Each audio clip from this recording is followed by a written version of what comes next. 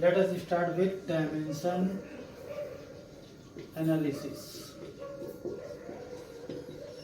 Any knowledge about dimension. तो dimensions क्या है बेसिकली, जैसे कि आपको क्वांटिटीज मालूम है, उसकी डायमेंशंस जो होती हैं, आपकी यूनिट जो होती है वो अलग अलग सिस्टम के अकॉर्डिंग अलग हो सकती है, लेकिन डायमेंशंस जो होती है वो हर एक सिस्टम में, कोई भी सिस्टम की बात करें तो जो यूनिट होगी वो अलग हो सकती है, बट डायमेंशन सेम रहती है। जैसे कि आपके लेंथ की जो डायमेंशन होती है वो होती है एल, मास के लिए डायमेंशन होती है एम, टाइम के लिए डायमेंशन होती है टी, टेम्परेचर के लिए थीटा, करंट की बात करें तो करंट की डायमेंशन हो गई ए, एम्पियर के अकॉर्डिंग। ठीक, अब ये हम लोगों की डायमेंशंस होती हैं। इन जो डायमेंशंस हैं उन डायमेंशंस के अकॉर्डिंग ये जो वैल्यूज हम लोगों के पास हैं, क्वांटिटीज अगर हमको मालूम है तो उससे हम लोग डायमेंशंस आसानी से निकाल सकते हैं। जैसे कि मान लेते हैं कि डिस्प्लेसमेंट या डिस्टेंस दोनों ही हम लोगों की एक प्रॉपर लेंथ है, तो इसकी डायमेंशन हम लोगों की बन जाएगी एल। उसी तरीके से टाइम कर लें या टाइम पीरियड की बात कर लें तो दोनों की डायमेंशन हम लोगों की बनेगी टी। अब फ्रीक्वेंसी जो होती है that is the reciprocal of the time period, तो 1/t, तो यानी कि इसकी डायमेंशन बनी 1/t, यानी t की पावर -1, यो भी लिख सकते हैं। इसी तरीके से अगर हम बात करें वेलोसिटी की या स्पीड की, तो ये हो गया हम लोगों का डिस्प्लेसमेंट या डिस्टेंस अपॉन टाइम। तो डिस्टेंस एल और टाइम की डायमेंशन होती है टी, तो जब इसको हम लोग ऊपर लेंगे तो फिर एल टी की पावर -1, टी की पावर जब ऊपर जाएगी तो फिर इसकी पावर चेंज होगी, तो +1 से पावर हम लोगों के ऊपर जाकर के क्या हो जाएगी, माइनस हो जाएगी। तो ये वैल्यू हम लोग क्या हो जाएगी, एल टी -1, ये हो गई स्पीड या वेलोसिटी। इसी तरीके से अगर हम लोग एक्सीलरेशन की बात करें तो एक्सीलरेशन जो होगा ये change in velocity upon time होता है। तो वेलोसिटी अपॉन टाइम, वेलोसिटी की ऑलरेडी हम लोग निकाल चुके हैं, एल टी -1 अपॉन टाइम की डायमेंशन टी हो गई, तो ये जब ऊपर जाएगा तो फिर ये हो गया एल टी -2। इस तरीके से अगर हमको फार्मूला मालूम है किसी भी क्वांटिटी का रिप्रेजेंटेशन, तो उसके अकॉर्डिंग हम लोग डायमेंशंस निकाल सकते हैं। अब जैसे हम लोगों के पास आता है वर्क के पहले अगर हम लोग फोर्स की बात करें तो मास इनटू एक्सीलरेशन, तो फिर मास के लिए डायमेंशन हो गई m और एक्सीलरेशन की हो गई एल टी -2, तो mlt -2 that is the dimension of force. उसी तरीके से वर्क के लिए अगर हम लोग बात करें तो फोर्स इनटू डिस्प्लेसमेंट, तो फोर्स की डायमेंशन अभी हम लोगों ने निकाली mlt -2 और डिस्प्लेसमेंट की l, तो ml²t-2, ये हो गई डायमेंशन वर्क की। उसी तरीके से काइनेटिक एनर्जी की हम लोग बात करें तो 12mv², ये फार्मूला होता है, कांस्टेंट आप यूज नहीं करते डायमेंशंस में। तो m की डायमेंशन यानी मास की डायमेंशन बनेगी m, velocity lt -1 power 2, it becomes ml²t-2। इसी तरीके से पोटेंशियल एनर्जी की अगर हम बात करते हैं तो mgh के अकॉर्डिंग मास इनटू एक्सेलरेशन, क्योंकि ग्रेविटी है तो ग्रेविटेशनल एक्सेलरेशन भी इसको हम लोग कहते हैं, और हाइट। तो m एक्सेलरेशन की lt -1 -2, ये जो है lt -2, और हाइट के लिए l क्योंकि प्रॉपर लेंथ है तो ml²t-2। तो देख रहे हैं कि यहाँ पर काइनेटिक एनर्जी की बात करें, पोटेंशियल एनर्जी की बात करें या वर्क की बात करें, तीनों ही क्वांटिटीज में हम लोगों की जो डायमेंशंस है वो सेम रखते हैं, तो तीनों की वैल्यू सेम आ रही है। तो फार्मूले अगर चेंज भी होते हैं तो भी हम लोगों की जो अगर क्वांटिटी सेम है तो वो डायमेंशंस जो होंगी उसकी सेम बनी रहेगी। तो ये हम लोगों की डायमेंशंस, इस तरीके से हम लोग किसी भी चीज की डायमेंशंस जो है बेसिकली वो निकाल सकते हैं। जैसे हम लोग मोमेंटम की बात करें तो मास इनटू वेलोसिटी, तो मास की डायमेंशन m, वेलोसिटी की डायमेंशन lt -1, तो फिर ये हो गया m। इसी तरीके से बात करते हैं अगर एंगल की, तो angle equal to arc upon radius. तो आर्क बेसिकली लेंथ है तो l और रेडियस भी l है, तो l की पावर हो गई 0 ऊपर जाकर के -1 होगा ना, तो ऊपर हो गया 0, l की पावर 0, यानी किसी भी वैल्यू पर पावर अगर 0 होती है तो उसकी वैल्यू 1 होती है। तो इसको हम लोग लिख देते हैं कि डायमेंशन लेस क्वांटिटी, ये डायमेंशन लेस। ठीक, इसी तरीके से आता है एंगुलर वेलोसिटी। तो एंगुलर वेलोसिटी की बात करें तो एंगल अपॉन टाइम। तो एंगल की अभी हम लोगों ने डायमेंशन देखी कि डायमेंशन लेस है, तो l की पावर 0 और टाइम की t। तो फिर जब इसको ऊपर लेकर के जाएंगे तो l की पावर 0, t की पावर -1, यानी बेसिकली t की पावर -1, ये हो गई हम लोगों की डायमेंशन किसकी, एंगुलर वेलोसिटी। इस तरीके से हम लोग किसी भी क्वांटिटी का अगर हमको फार्मूला मालूम है तो उसके लिए हम लोग डायमेंशन आसानी से निकाल सकते हैं। इसके बाद आता है यूज ऑफ डायमेंशंस। तो यूज कैसे करेंगे डायमेंशंस को, उसके लिए देखें।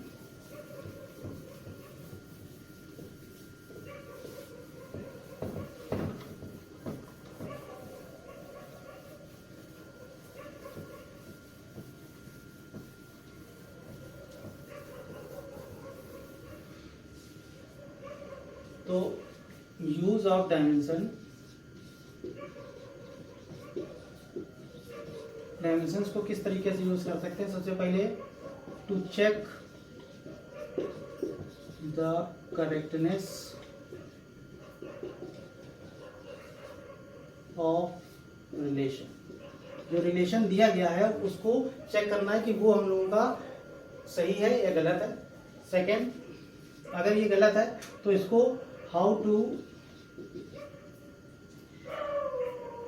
Create correct relation among quantities। फिर थर्ड आता है हम लोगों का conversion of unit from one system to another. एक सिस्टम से दूसरे सिस्टम में किस तरीके से हम लोग उसको कन्वर्ट कर सकते हैं यूनिट को, ये तीसरा इसका यूज है। पहला यूज होता है हम लोगों का करेक्टनेस, किस तरीके से चेक करते हैं। करेक्टनेस चेक करने के लिए आपको यूज करना पड़ेगा principle of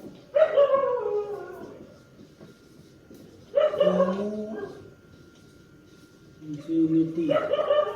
principle of homogeneity क्या है, पहले तो इसके बारे में आपको बताऊं। प्रिंसिपल ऑफ होमोजेनिटी के अकॉर्डिंग कोई भी क्वांटिटीज अगर हम लोगों की ऐड हो रही है या सब्ट्रैक्ट हो रही है तो वो बेसिकली तभी ऐड या सब्ट्रैक्ट की जा सकती है जब उनकी डायमेंशंस सेम होती है। तो अगर हम लोग जिसे मान लेते हैं, निकालते हैं s equal to ut plus half at। Suppose ये फार्मूला हम लोगों को दिया गया है और पूछा गया है कि ये करेक्ट है कि नहीं, तो इसको हम लोग किस तरीके से चेक करेंगे। डायमेंशंस अगर हम लोग l की बात करें तो l s की डिस्टेंस है और u की डायमेंशन lt-1, फिर t हाफ तो कांस्टेंट है उसका यूज नहीं करना, एक्सीलरेशन lt-2 और फिर से t। तो यहाँ पर अगर हम लोग बात करें तो l की पावर 0, t l की पावर 1 और t की पावर हो गई 0। यहाँ पर l t की पावर बनी -1, ये तो l ही रह गया लेकिन ये lt-1 हो गया। तो यहाँ पर हम लोग देख रहे हैं कि फार्मूला क्या हो गया, इनकरेक्ट हो गया। लिख देंगे इनकरेक्ट, रिलेशन क्या है, इनकरेक्ट है। अब इसको करेक्ट किस तरीके से करेंगे, इसको करेक्ट करने के लिए पहले हम लोग देखना होगा कि बेसिकली इसमें इनकरेक्ट किस जगह पर हुआ, किस बेसिस पर। तो यहाँ पर देख रहे हैं ये डायमेंशन और ये डायमेंशन तो सेम है, तो ये दोनों डायमेंशन अगर सेम है यानी l इधर थी डायमेंशन, इधर भी थी l और यहाँ पर lt-1 तो ये और ये डायमेंशनली सेम है, इक्वल है, तो फिर ये तो ठीक है। बट यहाँ पर ये क्या हो गया, रॉन्ग हो गया lt-1। तो यहाँ पर इसको यहाँ पर हम लोगों की क्या है, नीड टू बी करेक्टेड, इसको आपको करेक्ट करना होगा। किस तरीके से करेंगे, इसके लिए बेसिकली आप ये देखें कि जो डिस्टेंस s है वो किन किन क्वांटिटी पर डिपेंड कर रही है। पहले हम लोग इनकरेक्ट फार्मूला ले लेते हैं, हाफ at, ये इनकरेक्ट था। अब इसको करेक्ट करने के लिए आप देखेंगे कि ये जो डिस्प्लेसमेंट या डिस्टेंस जो दी गई है वो किन किन क्वांटिटीज पर डिपेंड कर रही है। तो डिस्टेंस हम लोगों की डिपेंड कर रही है एक्सीलरेशन पर एज वेल एज डिपेंड कर रही है टाइम पर। तो फिर s is directly proportional a to the power x and s is directly proportional t to the power b। ये हम लोग अपनी तरफ से कांस्टेंट अप्लाई कर लेते हैं पावर में। तो इक्वेशन इसको फर्स्ट कंसीडर कर लेते हैं, इसको सेकंड। तो combining equation first and second, first और सेकंड को अगर हम कंबाइन करते हैं तो s is directly proportional a to the power x and t to the power b। तो s equal to k a to the power x t to the power b। ये हम लोगों की वैल्यू बनी equation third, इसको consider कर लेते हैं। अब taking dimensions both side, taking dimension both side, तो दोनों साइड हम लोग इसकी डायमेंशंस को किस तरीके से लेंगे। तो इसके लिए देखें, s की डायमेंशंस l पता है, कांस्टेंट की डायमेंशंस लेनी नहीं। यहाँ पर a एक्सेलरेशन था तो एक्सेलरेशन के अकॉर्डिंग l t माइनस 2 की power x as well as t की पावर, यहाँ पर हम लोगों ने b लिया हुआ है तो t की पावर b। यहाँ पर देखेंगे तो ये l की पावर बनी x, t की पावर माइनस 2x, t की पावर b। और इधर देखेंगे तो l की पावर 1 और t की पावर इसको यहाँ पर है नहीं तो t की पावर 0 जनरेट कर सकते हैं जिससे कंपेयर आसानी से हो सके। यहाँ पर l की पावर x, t की पावर यहाँ देखें माइनस 2x है और प्लस b है तो माइनस 2x प्लस b ये पावर, क्योंकि अगर बेस सेम होता है तो हम लोग पावर को आपस में ऐड कर सकते हैं। तो माइनस 2x प्लस b हम लोग पावर में है और इधर क्या था l की पावर 1 और t की पावर 0। तो यहाँ पर अगर हम कंपेयर कर रहे हैं, कंपेयरिंग पावर्स को कंपेयर करते हैं तो आप देखें x की वैल्यू बन रही है 1 कंपेयर करने पर l को, और अगर t की बात करें इसको कंपेयर करें तो minus 2x plus b it becomes 0।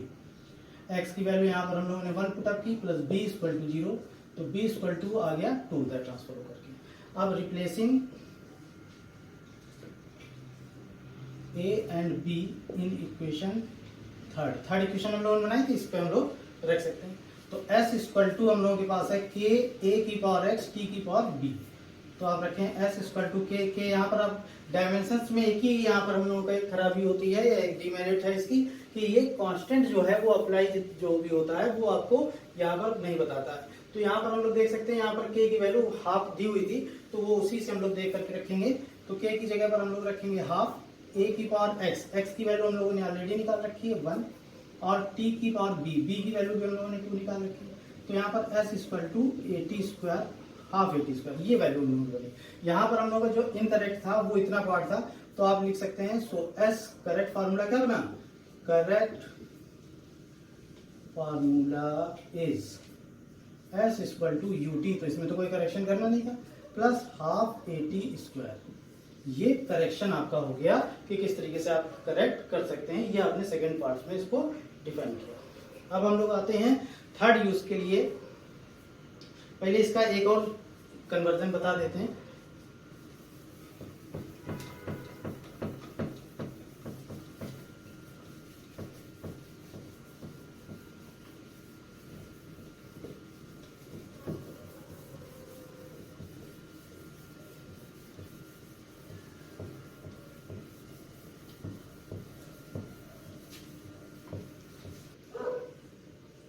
तो सेकंड यूज हम लोग जब करते हैं तो जैसे कि मान लेते हैं कि ये हम लोगों का एक बॉब है, सिंपल पेंडुलम, यहाँ पर बॉब लटका हुआ है जिसका मास m है, स्ट्रिंग की लेंथ हम लोग ले लेते हैं l है, यहाँ पर वेट इसका वर्क करेगा नीचे की ओर ग्रेविटी। तो आप यहाँ पर बेसिकली टाइम पीरियड जो है इनका इन क्वांटिटीज पर ही डिपेंड करेगा। तो t इज डायरेक्टली प्रोपोर्शनल ले लेते हैं m to the power a, t is directly proportional ले लेते हैं l to the power b और t इज डायरेक्टली प्रोपोर्शनल ले लेते हैं g की पावर c। इसको आपस में आप चेंज भी कर सकते हैं, m की पावर a, l की पावर b, g की पावर c हमने कोई वो नहीं लिया, कोई सीक्वेंस में आप ले सकते हैं किसी भी सीक्वेंस में, उससे कोई फर्क नहीं पड़ना। ये इक्वेशन फर्स्ट, ये इक्वेशन सेकेंड, ये इक्वेशन थर्ड। तो on combining equation first second and third, तीनों को कंबाइन करने पर t is directly proportional to m to the power a, g to the power b and l to the power b and g⁻c। जब directly question हटाते हैं तो एक आपको कांस्टेंट अप्लाई करना पड़ता, k हो गया, m⁻a, l⁻b और g⁻c। अब यहाँ पर देखेंगे कि इस इक्वेशन को जिसमें कांस्टेंट हम लोग अप्लाई करते हैं इसको अलग से मान लिया, तो इक्वेशन 4 हो गई। अब इस फोर्थ इक्वेशन में हम लोग अगर टाइम दोनों तरफ की डायमेंशंस लेते हैं तो फिर टेकिंग डायमेंशन बोथ साइड, दोनों साइड की अगर डायमेंशंस की हम लोग बात करें तो टाइम पीरियड की डायमेंशन होती है t, k कांस्टेंट है उसकी अप्लाई नहीं करनी है, m⁻a, l लेंथ है, l⁻b और ये ग्रेविटी है यानी एक्सीलरेशन ड्यू टू ग्रेविटी। तो acceleration due to gravity basically जो g है उसकी वैल्यू आप निकालेंगे lt-2 यानी एक्सीलरेशन ही की वैल्यू होगी पावर c। तो यहाँ पर t इधर की ओर बना m⁻a, l⁻b, l⁻c as well as t⁻-2c। अगर यहाँ पर हम लोग कंपेयर करते हैं इधर भी लिख लेते हैं m⁻a⁻b + c as well as t-2c। यहाँ पर केवल t है तो m⁻0 कंपेयर करने के लिए आसानी से, क्योंकि ये अकेला है तो घबरा सकता है, तो इसके लिए हम लोग क्या कर रहे हैं m और l अपनी तरफ से इसको दे रहे हैं। तो कैसे देंगे जिससे इस पर इफेक्ट भी ना पड़े, m⁻0 क्योंकि वैल्यू इसकी क्या हो जाएगी 1 हो जाएगी, l⁻0 और t⁻1। अब देखेंगे ये दोनों हम लोगों की जो पावर है अभी m l t दोनों तरफ है ना हम लोगों के पास, अब इसको आसानी से कंपेयर कर सकते हैं। तो ऑन कंपेयरिंग द पावर्स को आप कंपेयर कर रहे हैं तो फिर आप देख सकते हैं यहाँ पर m की पावर में 0 लगा हुआ, इधर a लगा हुआ, तो a की वैल्यू सिंपली 0 आ गई। फिर l की बात करें तो b + c इधर पावर में था, इधर 0 था। t की बात करें तो -2c और इधर 1, तो c = -1/2। ये यहाँ पर वापस रिप्लेस करते हैं तो b + c 0 था, जिसमें c की वैल्यू आपने 1/2 माइनस का पुटअप किया 0, तो b की वैल्यू प्लस का 1/2 आ गई। तो a भी आपके पास आ गया, b भी आ गया, c भी आ गया, a b c तीनों आ गए ना। अब इसको हम लोग इस इक्वेशन में इक्वेशन 4 पर रिप्लेस कर सकते हैं। तो replacing a b and c in equation 4, तो फार्मूला क्या था t = k m⁻a l⁻b और g⁻c। तो अभी वैल्यू हम लोग रखेंगे t = अब यहाँ पर कांस्टेंट जो है वो आपको ध्यान रखना पड़ेगा, जो क्वांटिटी होती है उसके लिए फार्मूला होता है 2π। तो यानी कांस्टेंट क्योंकि हमने बताया कि दैट इज द डिमेरिट कि टाइम पीरियड या किसी भी फंक्शन में डायमेंशन जो होती है वो उसकी वैल्यू जो कांस्टेंट हो उसकी वैल्यू नहीं बताती है। तो 2π हम लोग अपनी तरफ से ले लेते हैं, m⁻0 क्योंकि a की वैल्यू 0 थी, l⁻b यानी 1/2 एंड g⁻c, c की वैल्यू है -1/2। तो इसको आप ऐसे भी लिख सकते हैं t = 2π, m⁻0 1 ही हो जाता है, l⁻½ इसको वापस नीचे लिख देंगे तो g⁻b ½ यानी t = 2π l/g दोनों की पावर हाफ पावर का मतलब स्क्वायर रूट भी होता है।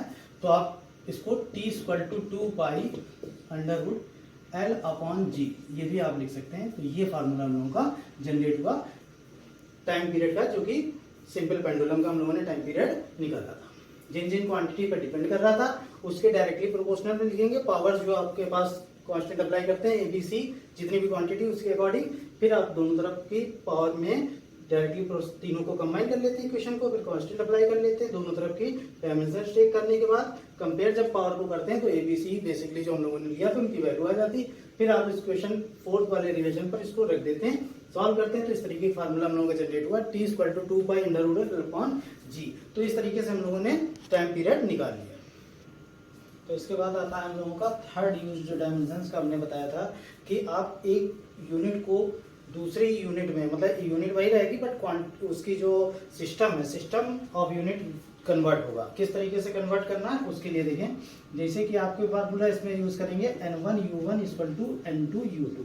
इसका मतलब क्या है इस फार्मूले का, numerical value of the quantity in the first system, u1 is the dimension formula, then numerical value of the quantity in the second system, then its dimension formula. Clear? Okay. फिर यहाँ पर देखते हैं n1 u1। अभी जैसे मान लेते हैं, आपको कन्वर्ट करके दिखाते हैं, जैसे 9.8 मीटर पर सेकेंड स्क्वायर और आपको दिया गया कि आप इसको कन्वर्ट करें किलोमीटर पर मिनट स्क्वायर में, ठीक है। तो अब इसको आप बेसिकली किस तरीके से कन्वर्ट कर रहे हैं वो चीज़ देखते हैं। सबसे पहले न्यूमेरिकल वैल्यू आप देख रहे हैं कि इसमें क्वांटिटी में दे रखी है, तो आपने फार्मूला यूज किया N1U1, इधर लिया N2U2। N1 की वैल्यू 9.8 है, U1 दैट इज मीटर पर सेकेंड स्क्वायर। मीटर पर सेकेंड स्क्वायर यहाँ पर आप ऐसे भी क्वांटिटी को डिफाइन कर सकते हैं। L यहाँ पर टाइम के लिए डायमेंशन T होती है, नीचे की ओर है ये अपॉन में है, ऊपर जाएगा तो T की पावर -2। और चूंकि यहाँ पर ये फर्स्ट सिस्टम में है तो इसको 1 यहाँ पर लिख लेते हैं केवल पहचानने के लिए। फिर यहाँ पर आता है N2 जो कि हमको नहीं मालूम है, जो हमें निकालना है।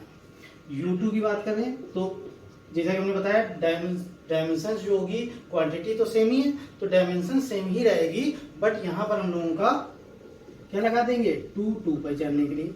फिर N2 की बात करें तो N2 की वैल्यू कितनी हो गई 9.8 L1 T1 की पावर -2 एंड देन ये इस तरफ जब हम लोग लाएंगे क्योंकि इधर मल्टीप्लाई में तो इधर आएगा तो डिवाइड में, तो फिर L2 T2 की पावर -2।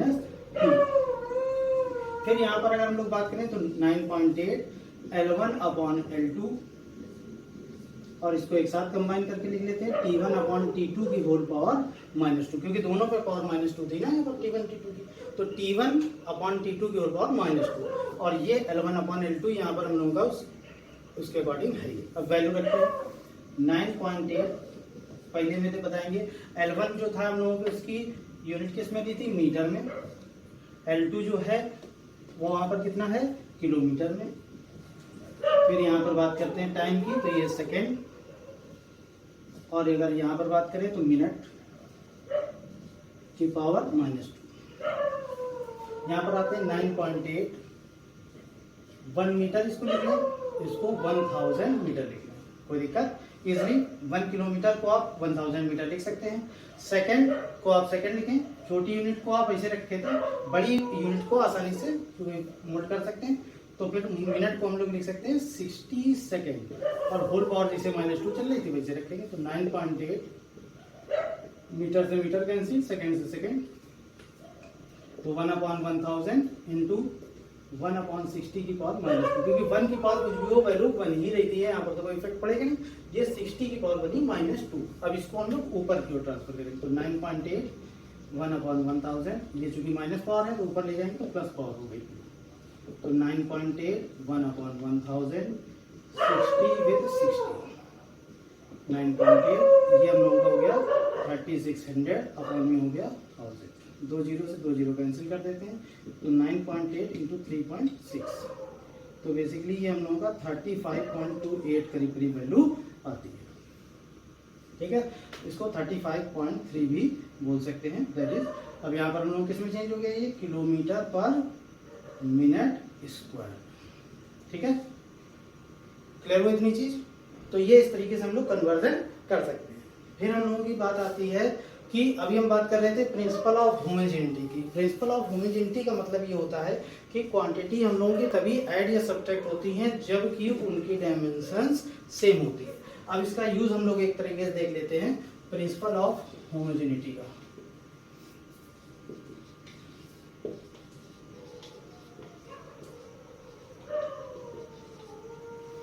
प्रिंसिपल ऑफ होमोजेनिटी के लिए अगर हम लोग बात करें तो जैसे कि आपको एक फार्मूला बताते हैं P plus A upon V square V minus B equal to R T. ये actual ideal gas equation PV equal to R T जो होती है उसी को, ये वो जो आइडियल गैस इक्वेशन है उसी को करेक्ट किया गया और उसके अकॉर्डिंग जो हम लोगों की जो रियल गैस इक्वेशन बनी वो उसमें करेक्शन के अकॉर्डिंग ये वैल्यू हम लोगों की आती है। अब यहाँ पर पूछा जाएगा आपसे कि what is the dimension of A and B, ये आपको फाइंड आउट करना है। कैसे निकालेंगे कि ए और बी की डायमेंशन कितनी होती है। तो अभी हमने बताया था कि डायमेंशंस जो हैं क्वांटिटी आपकी तभी ऐड होंगी जबकि उनकी डायमेंशन सेम हो या सब्ट्रैक्ट होंगी। तो अभी बात करें तो v की डायमेंशन यानी dimension of v equal to dimension of b, क्योंकि आप देख रहे हैं कि v और b के बीच में सब्ट्रैक्शन का रिलेशन यहाँ पर डेवलप हो रहा। तो डायमेंशन v यहाँ पर क्या है वॉल्यूम है, तो वॉल्यूम के लिए डायमेंशन बनी L3 और इधर क्या है डायमेंशन ऑफ b, तो dimension of b clear value हो गई L3। अब यहाँ पर बात करते हैं तो आप देख सकते हैं कि dimension of P equal to क्या बना, dimension of A upon dimension of V square. तो फिर डायमेंशन P जो होता है प्रेशर, अगर किसी को नहीं मालूम है तो फिर से हम बता दे रहे हैं, प्रेशर जिसे हमको निकालना है प्रेशर की वैल्यू, तो फोर्स अपॉन एरिया। फोर्स की डायमेंशन हम लोग पहले मार्क कर चुके हैं, MLT-2 और एरिया की बात करें तो L स्क्वायर। इसको ऊपर ट्रांसफर करेंगे तो ML-1T-2, ये डायमेंशन बन रही प्रेशर की। अब ये वैल्यू हम लोग यहाँ पर रिप्लेस कर सकते हैं, ML-1T-2। और इधर बात कर रहे थे डायमेंशन ऑफ A अपॉन, अभी V की बात करें तो V हम लोगों ने निकाला है ऊपर, डायमेंशन जो V की होती है वॉल्यूम है चूंकि, तो L3, तो L3 की पावर 2, यानी डायमेंशन ऑफ A ऐसे रखें और L की पावर 6 इसको लिख सकते हैं। इधर क्या बन रहा है, ML-1T-2। इधर से इधर जब क्रॉस मल्टीप्लाई करेंगे तो ML5, क्योंकि 6 पावर है -1 पावर है, ऐड करेंगे जब तो 6 और -1 का ऐड जब होगा तो फिर बेसिकली 5 आएगा, फिर T-2, और ये बन गई डायमेंशन किसकी, डायमेंशन ऑफ A। तो प्रिंसिपल ऑफ होमोजेनिटी बहुत इंपॉर्टेंट चीज है, इसके अकॉर्डिंग आप किसी भी रिलेशन को आप इससे जो कांस्टेंट अप्लाई होते हैं वो आसानी से निकाल सकते हैं, देख सकते हैं किस तरीके से। ठीक है, तो नोट कर लेंगे।